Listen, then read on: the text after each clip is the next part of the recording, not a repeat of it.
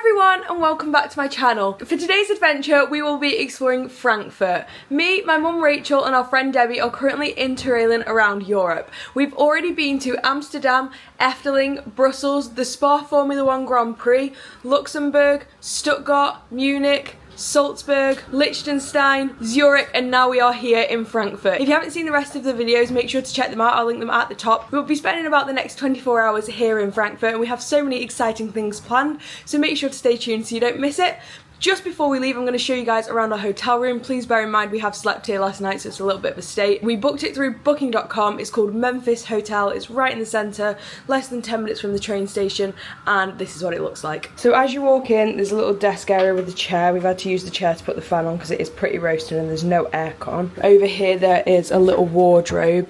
It has a safe in the bottom as well, and then one of these like little luggage rack shoe bench thingies. And then as you come round, there's a single bed and kind of two single beds that are right next to each other. I think this is a triple room is what it's called. Bedside tables and all that. This is one of the only rooms on this trip we've actually had a fridge. There's a mini fridge there. TV, very small, but we've been watching the Olympics on that. And then you come through and here's the bathroom, toilet, sink, and then bath shower. And not overly spectacular, but this is our view. It is quite noisy on the street, but we all managed to sleep fairly well, so it's not too bad. And that's it. Let's go. The first thing that we're going to do this morning is head up the main tower. It's basically just a really tall building here in Frankfurt and there's an observation deck at the top. It costs €8 to get in. I will let you guys know if we think it's worth that. Hopefully we'll get some nice views of the city. So this is it, this one here that's kind of round looking from the outside. You can see on top there's like a red and white stripy stick, I don't know what you'd officially call it, coming out of the top, and that's where the observation is, just below that. It is pretty tall, I'll be honest. I think it's like 50 something stories.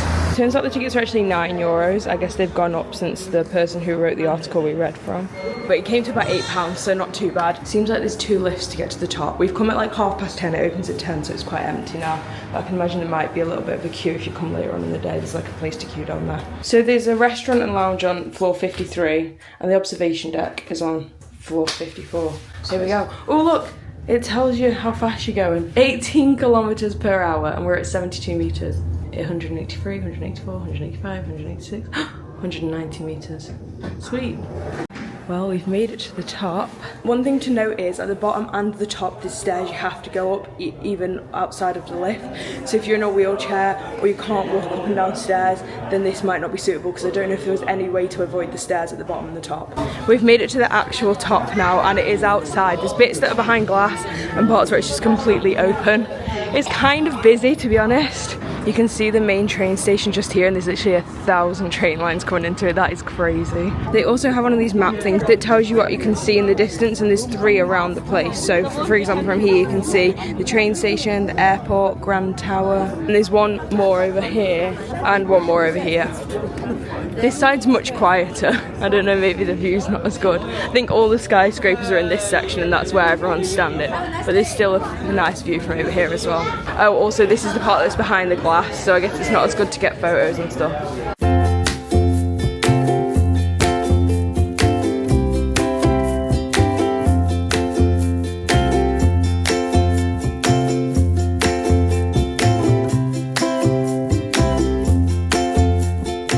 It was extremely busy up here when we got here because there was a massive tour group, but they've all just left now, and as you can see it's a little bit quieter. It's not absolutely dead. I think if you want that you're gonna have to come really early or really late, but it's definitely better than it was a minute ago.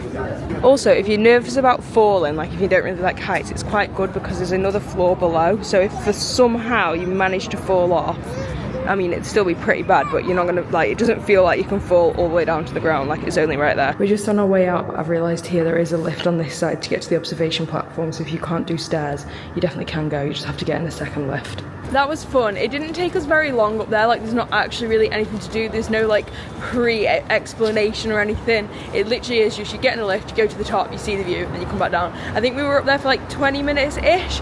I think €9 is a decent price, but I don't think I'd be wanting to pay more than that at this moment in time because it wasn't like the most brilliant thing ever. It was nice to see the view though. We're now on our way to try and find Anne Frank's original house that she lived in as a young child. So if you've been watching this whole time, you'll know that right at the beginning of this trip, when we were in Amsterdam, we went and did the Anne Frank house and the museum and all of that stuff.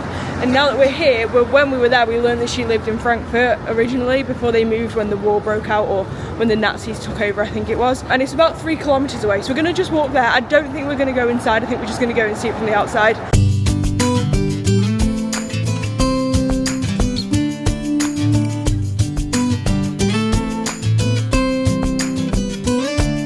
Well, we've made it. So this is the sign that's outside, so you know that you're here. I have no idea what it says because I don't speak German, but something along the lines of she was born in June 1929, her sister was born in March 1931, and their friend, I guess, is the one in the middle. So this is the house, this is it. We were under the impression you could go in and like pay and, you know, like go and look around, but it seems like it's just somebody's house. I don't actually know. After a bit more research, it turns out there is literally nothing here. It's like 2 miles out of the city. Unless you're like a huge Anne Frank fan or, you know, history kind of person, we have a real good reason. I probably wouldn't recommend doing this because we probably spent like 45 minutes walking here, and there's literally just a plaque and you can see the house and that's it. But it was fun for us because we went to the museum in Amsterdam the other day. It was quite nice to see where she actually like was born for the first couple of years of her life. We're now on our way back into the city, and first off I just went in a shop to buy a drink, and this is what I came out with. It's literally the biggest carton of juice I've ever seen in my life. Secondly, I've been talking on this trip quite a lot about geocache adventure labs. Now we're actually going to find a real geocache now, and as I think I have mentioned once or twice, it's basically a little thing. You kind of hide it somewhere like in a tree or behind a metal thing. Like usually they're well hidden, but not if you're looking for them you can find them, and you just write your name in it and then you log it online to say that you found it. Now there's one here and it's got a travel bug in it, which is basically just like a little piece of metal or a little something, and you log that you have it and then you take it with you and you drop it off in another geocache. Now later this summer we're going on another adventure over to the States and on a Caribbean cruise, so we're going to take the travel bug if we can get one with us and then leave it over in the States or somewhere in the Caribbean, which is super exciting. I'll show you guys what it's like when we find it, hopefully, if there is one there. We found it! Here we go. This is a big, sometimes they're really tiny. This is a huge one because obviously it has this inside. Ooh, loads of goodies. If you don't like spiders, beware, but it only has 6 legs. What's the date? Is it that? 7th. Well, how do you know what it is? It's got to have a code on it. Okay, there's no tracker, so we can't take one with us, but anyway, that's what a geocache looks like. It normally doesn't have all this stuff in there, it just has the book and the pencil, and you just write your name. Also, sometimes it doesn't have a pencil, so you have to bring your own. We've almost made it back to the city, but we've just stumbled upon this thing, and if we are under the impression it looks just like Rapunzel's tower or Mother Gothel's tower. I've no idea if it has any relation to it at all, but that's what we're going for. Apparently it's actually a city gate. It was built in the 15th century, I believe. I don't know much more about that, and I don't think it has anything to do with Rapunzel, but it definitely looks like it. We are now headed to the market hall. Hopefully they've got some fun stuff in there. We've made it to the market. The only bad thing is there's thunder happening right now. I don't know if you can hear it. So we're hoping it's not going to be a huge storm any minute, but the lucky thing is this is inside. So at least we can escape for a little while. Ooh, this place looks very long, very big. Fresh fruit over here, a meat one, more meat, very meaty, more fresh fruit, vegetables, spices. I love how we put a question mark on the end of everything. Oh, this is the section we want to be in. The olive section, the vine leaf section. They've also got like wine and stuff. A soap place, that smells nice. Yeah. Look at this. Wow. This section looks fun. Probably not that vegan friendly, but it does look good. Whoa, lots of chocolate. More chocolate over here. And this side is the cheese section. Wow, there's a lot of choice in here. We've also found like a gardening section if you love gardening, although we can't buy this because you can't take seeds from here to the UK, so don't get tempted and buy anything. They also have like a coffee shop and stuff and places to buy drinks. There's also places where you can buy like sandwiches and food like to eat while you're actually here as well, which is quite useful to know, I feel. As you come out of the market hall, I can't really tell you what door it is, but one of the doors next to this green place, yeah, it's a random side door. There's this all of this wall art, which is so cool, and it has like a Frankfurt thingy written in it. So that's a fun thing to see. Guys, the heavens have opened. This is insane. Look at the size of the drops of rain. Thankfully, we're under a teeny little roof just outside of the market. We were on our way to the cathedral, but I'm not sure right now. Let's go. Whoa! Well, You're a nutter. Don't bring Rach on holiday with you. She's crazy.